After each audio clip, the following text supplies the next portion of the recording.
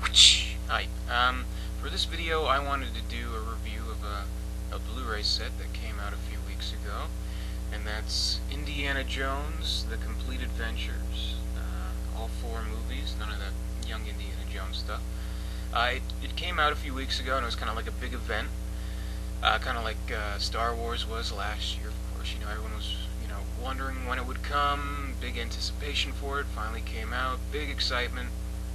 Everybody got it. Did their own like little Indiana Jones marathons, and I definitely did the same. I watched all the movies, and it was great revisiting them on Blu-ray. Now these movies, I like. A lot of people they have a special connection with it, like with their childhood. Like some people have said they're some of the first movies that they've ever seen. It was kind of like their childhood. These movies were their childhood. Well, at least the first three. I wasn't so much like that. I have seen bits and pieces of the movies, especially Temple of Doom for whatever reason. I think I saw it on TV a couple of times. But I never really got into them and appreciated them until a little bit later. Kind of like when I was maybe 12, 13 or something. That's when I first, watched all of them. And then, of course, Crystal Skull came out. I went to see that in theaters. But, it's kind of similar to like Star Wars for people. It's really a nostalgic, precious thing. So I don't have like the same kind of connection to the movies as some other people have, but I love the movies, and of course I wanted to pick up this set, and I watched all the movies, watched a whole bunch of the special features, and good times. So I just thought I'd do a little bit of a review of it, kind of give my opinions on the movies themselves, and just offer up some of my thoughts.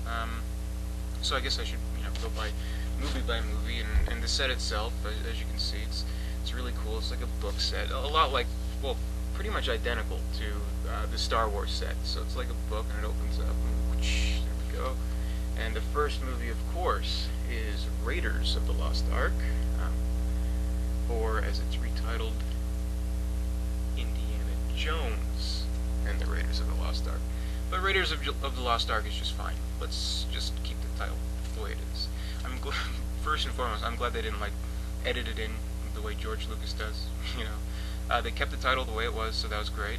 The transfer itself on the movie, it looks superb. What people usually say, oh, it looks like it was filmed yesterday. Well, not exactly, but it's really, really close. Real great transfer. Like, you can tell, especially with the money Lucasfilm has and Spielberg has, they're going to give you a good transfer. And even if you have these movies on DVD, you're thinking about maybe upgrading, definitely do it. I would highly recommend it. It's that good. But the movie itself, it's something that really Blu-ray takes good advantage of. You want the clearest picture possible. I love seeing transfers especially from 70s, 80s movies, what they can do. If they have the right people doing the transfer to the format. And the sound was great on the movie, just spectacular. It's a real fun, movie watching experience, watching this movie again on Blu-ray.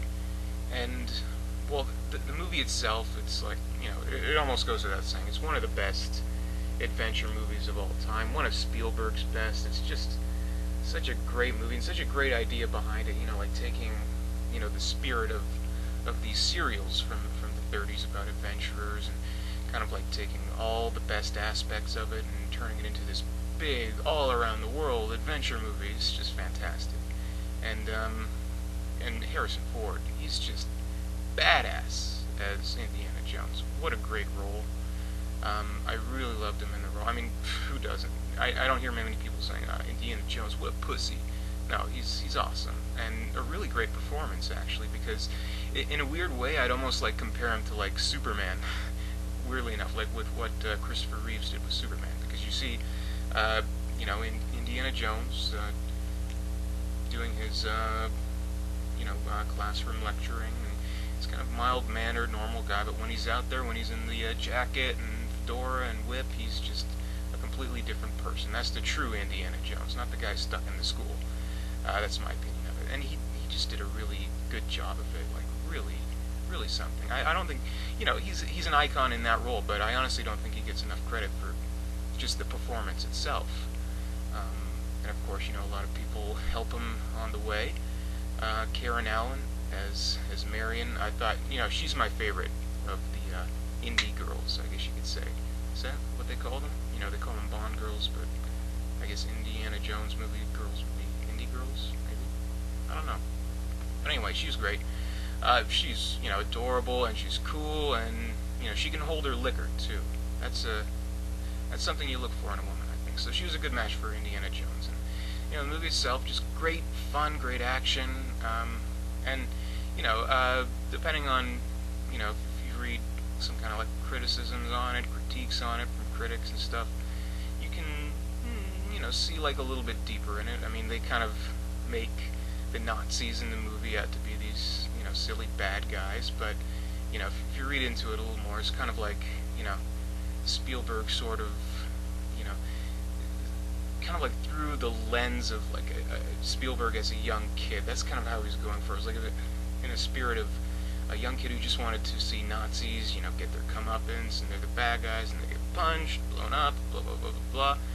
And, like, we've seen more serious Spielberg movies on this subject matter, like Schindler's List. It's a great movie, but it's not like fun times. But this, it's kind of like a different point of view. This is Spielberg just, doing what he does really well, like capturing the spirit and fun of, someone younger.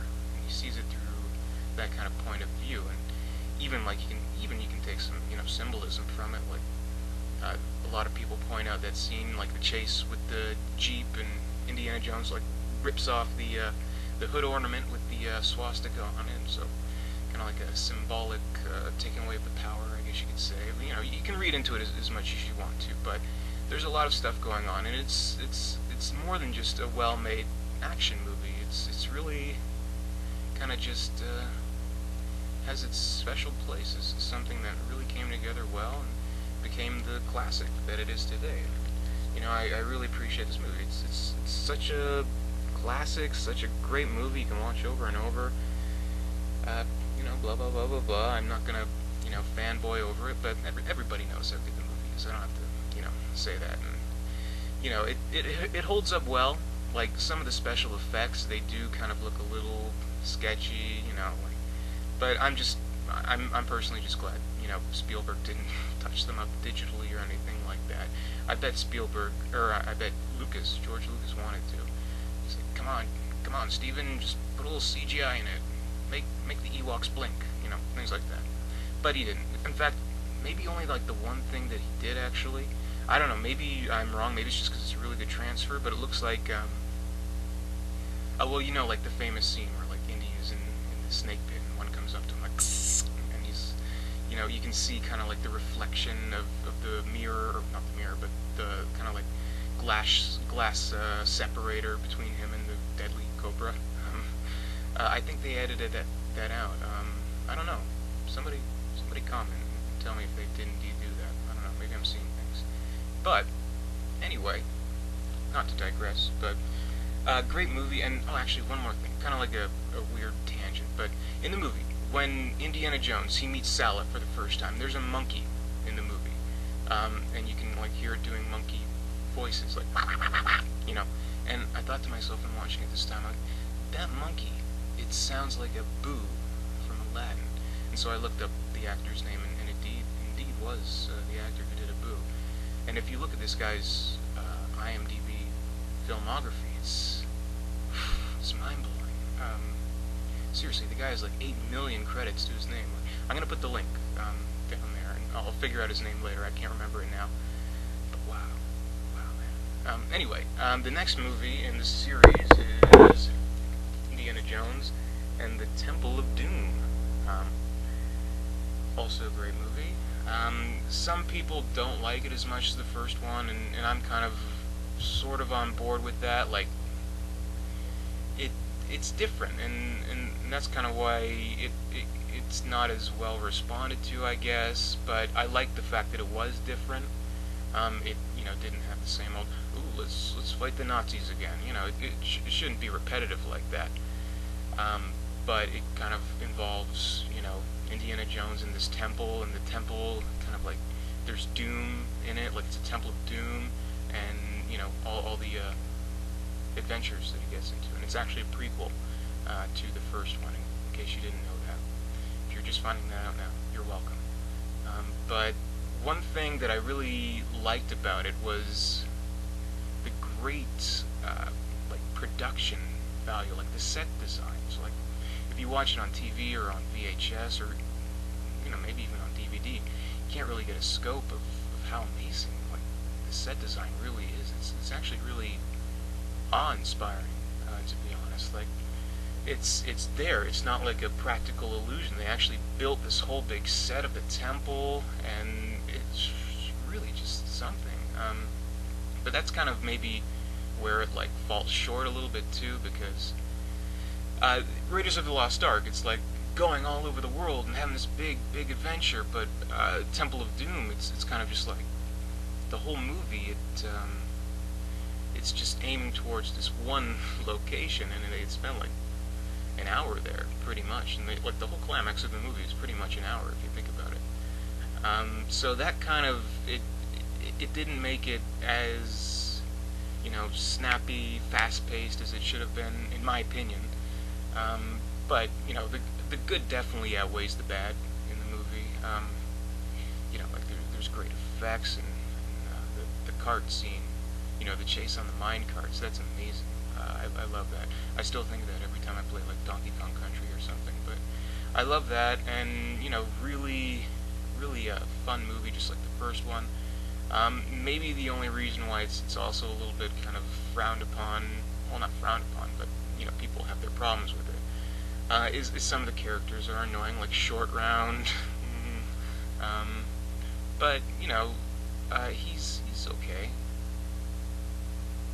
And well, Spielberg's wife, Kate Capshaw, is also in the movie. She wasn't his wife at the time, at least I don't think so. But she's a little bit annoying too. But her character's supposed to be annoying, so you can't really hold it against her or anything. She's supposed to be the shrieking, frantic, prissy, better-than-you kind of bitch, sort of. But through the adventure, she kind of learns to not be such a prude, sort of, maybe, not really, not at all. But yeah, you take the good with the bad, and what you're left with is another great adventure with Indiana Jones, and at the end of the day, what can you really not like about that? It is a lot like the first one in terms of, it's just general spirit. Like, it's also inspired by the serials, but in a different kind of way. So I really, admire and respect the way they went for something a little bit different with that movie. And maybe the only thing, some people have some problems with, like, some of the ridiculousness of it, too. Like, it's racist and monkey brains, and they escape a crashing plane on a raft. We not going swimming, we in an airplane, or whatever he says. But I don't know, if you think about that stuff too much, like, I think you're watching the wrong movie. Yeah? But that's just me. It's a fun movie. I like it. But anyway, the next movie, and this is kind of like a fan favorite, I think, and it's Indiana Jones and the Last Crusade. Indiana Jones and the Last Crustacean. Indiana Jones and the Last Crusade. Starring Harrison Ford and Sean Connery as his dad. How awesome is that? That's such... It's just amazing. Like, this movie exists, okay? They made a movie where it's an Indiana Jones sequel, and his dad is involved in the movie. Who should play his dad? James Bond. Oh my... seriously, I'm sorry to, like, fanboy about it, but I think that's just such a great pairing, and when you see them on the screen, their chemistry, it speaks for itself, and it's such a great movie, and again, I think it kind of, gets back to the roots of where Raiders went. Like, it does include the Nazis too, but they kind of try to work in a little bit more than just, silly fun. It is kind of, it's subtle, it's kind of understated, but it is a really sweet story about a father and son kind of reconnecting, and it's, amongst this huge backdrop of, a great adventure, but it's that story all the same, and I thought that was great, and I liked how it's kind of like they pick a different MacGuffin for each movie. So they have the Ark of the Covenant, which is a symbol of the Jewish religion, and in Temple of Doom they have the Hindu religion, and the little crystal or whatever it was. I'm losing points for that, but in this one it's the Holy Grail. It's the Cup of Christ. So they touch bases on Judaism and Hinduism and now Christianity. So I thought that was interesting, and how they're keeping it interesting by making things a little bit different. And I really love the scene where Indy is again, he's kind of like infiltrating the Nazis, and all the Nazis are there, and he runs right into Hitler, and then Hitler signs an autograph. Oh my God, it's so bad, but so funny. So it's a funny movie, and I think it's actually it's the funniest of all of them, in my opinion. If only because it's kind of like a buddy comedy with Sean Connery and Harrison Ford as the father and son, and also I really liked River Phoenix playing the young Indiana Jones in the kind of prologue of the movie, and I thought that was really good, and he really does a dead-on Harrison. So yeah, again, great adventure movie, real fun. The transfer is great. You can practically just reach out and brush Sean Connery's manly beard. It's amazing. But yeah, I loved it. Great set of movies, and yeah, and they're off in the sunset in the end, and I guess that's the way it was supposed to end. But I think a lot of people thought that there was still more story to tell, especially fans and things like that. And so that brings us 20 years later, I might add, to Indiana Jones and the Kingdom of the Crystal Skull.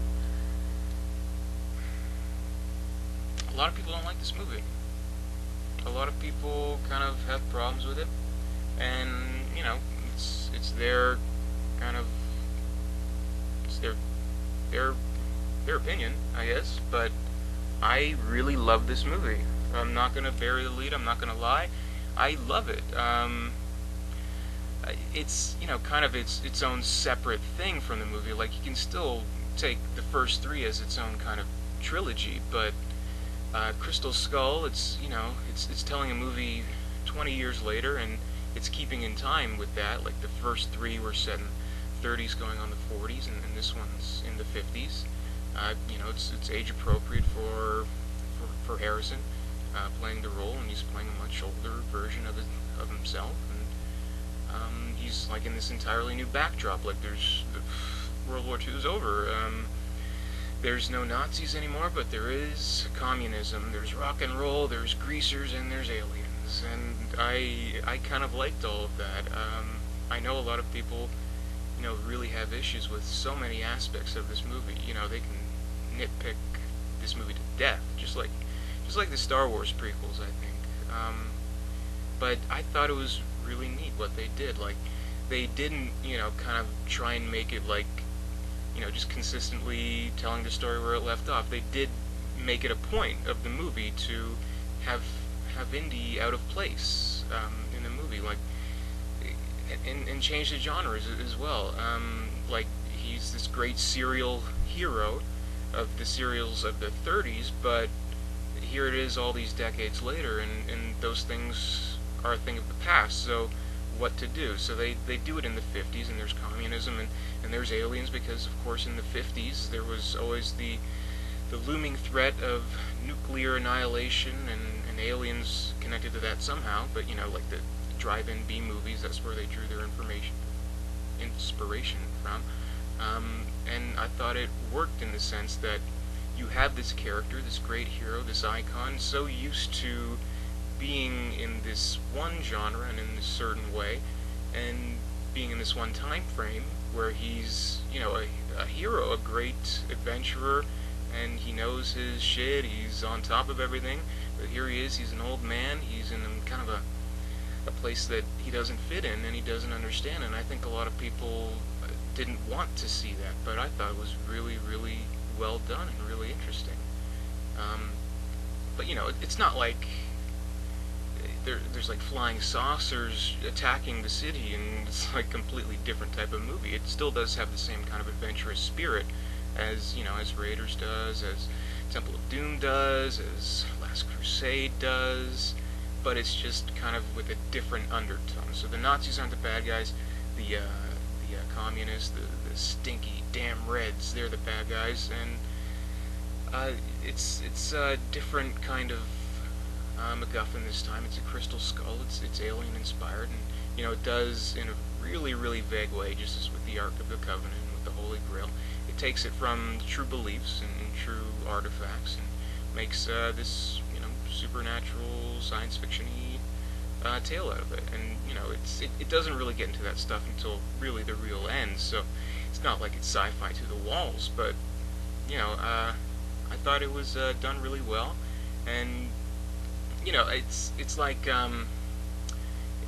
it's its own epilogue too. I think like the series, it could end on this one if they don't make another one, because like, you know, as the movie starts, Indy is kind of under siege from the government, and they believe him to be, you know, working with the communists as like, you know, like a traitor to his country, and all of a sudden he's not this great renowned teacher anymore. He's public enemy #1. He loses his job, and like Jim Broadbent playing the dean of the university kind of begins the movie, you know, all very sad, and telling him, well, looks like this is kind of the point in life where we start losing things instead of gaining things.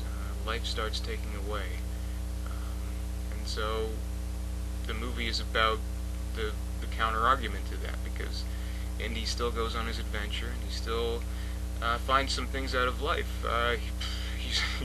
He's you know he's thrust into domestication almost. Like he comes back into contact with Marion. He finds out he has a son. Spoiler alert. Who's played by Shia LaBeouf, and he goes on another, maybe last adventure. And you know it's, well, I will say one thing. Shia LaBeouf. I wish it was somebody else. Like, nothing against Shia LaBeouf, but in these kinds of movies, he seems like kind of the go-to guy, and he's like in Transformers and whatever the hell else he was in. They could have done better, I think. And you know, River Phoenix as young Indiana Jones, yes, great. Sean Connery as his father, awesome. That's such great casting. Shia LaBeouf as his son, whatever. But yeah, I thought it was well done in most respects. I mean, there's CGI gophers, CGI commie-hating monkeys, but it's just all part of the fun. I think it's nothing to really, you know, get bent out of shape about. Also, the nuke the fridge scene.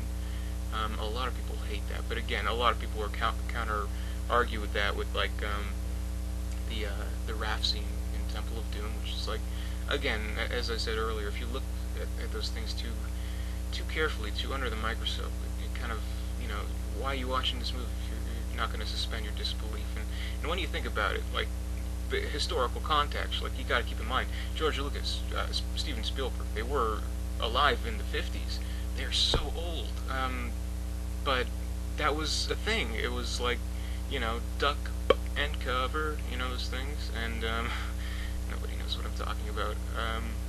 But it's like, make sure you have a bomb shelter in case of nuclear fallout, and have it lined with lead. Lead will protect you. American-made lead. And so the fridge is made of lead, and it's a funny gag, and it's a nice little escape. So don't take it so seriously. But yeah, anyway, I thought it was a great movie. Great to see Indiana Jones as an older character. I thought it was really interesting, being this, you know, old, kind of off his game character, but he can still bring the punches if he wants to, and I liked its, you know, little morals about how, you know, life doesn't give up on you, and the curtain's not ready to rise, and you can ride off into the sunset, but you know, unless you die, there's still, life continues, adventure continues, and you know, I know that a lot of people will probably place the blame or, you know, responsibility more on George Lucas than Steven Spielberg about the movie, and I kind of agree with that. I think in a really weird way, it's actually a pretty personal movie of George Lucas's, like, kind of like well, like Star Wars Episode 3 to be exact. Like it was kind of a personal movie in a really, really, you know, not dead-on way, in a vague kind of way, but it was kind of the story of this independent filmmaker who wanted to make all these renovations to film, kind of pioneering in kind of a renaissance in cinema, but he kind of sold his soul, kind of like Anakin did. And that, it came from the heart in a lot of ways. Like, he was telling a personal story with the Star Wars universe, but, his story shouldn't end there. And kind of with that in mind, it's like Kingdom of the Crystal Skull. It's kind of telling a personal story in the way that here's this guy. He was once renowned and once loved by all, but all of a sudden people hate him, even though he's just doing what he always does. Public enemy number one. So, that's, in a real loose way, I think it's kind of like a George Lucas personal story. But, there's still adventure to be found in life, and there's still family, and that's the greatest treasure of all. But, yeah, I liked it. I love the movie. And in a weird way, it is kind of my personal favorite. Raiders is the best. It's a classic. You can't touch it. But everyone has their own personal favorite. A lot of people say Temple of Doom is their favorite, but I would say this is my favorite one, only because of kind of how maybe I wasn't so attached to it that I couldn't appreciate what they were doing with the movie. Like, I think a lot of people, they couldn't appreciate it because they're too attached to those other movies, even though they're not going anywhere. But yeah, and also, like, it kind of brought out the kid in me, because I always did really like alien stuff, so I don't know. But yeah, everyone has their own personal favorite. That's mine. If you want to comment, tell me I'm a fucking idiot, faggot, go fuck myself, whatever. I don't know. Sorry for that language. But yeah, great set, and the special features are really good. I watched a whole bunch of them. Special features, great stuff. Great Blu-ray transfer. What else can I say? Well, thank you very much for watching, and yeah,